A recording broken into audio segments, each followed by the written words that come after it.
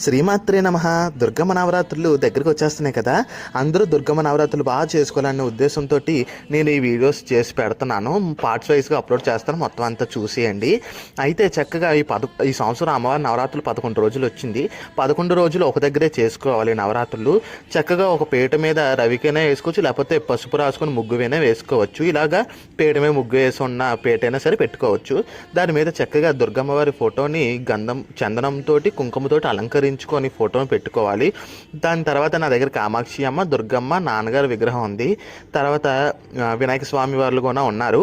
వీళ్ళందరినీ పెట్టించుకున్నాను. ఎంత ఉన్నా సరే పసుపుతో దుర్గమ్మని, అలాగే పసుపుతో వినాయకుని కూడా ముస్తాబు చేసుకున్నాను నేను.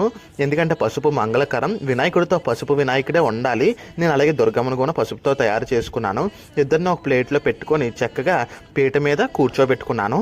అందులోకి అమ్మని రమ్మనిసి మనస్ఫూర్తిగా అమ్మని పిలుచుకున్నాను నేను.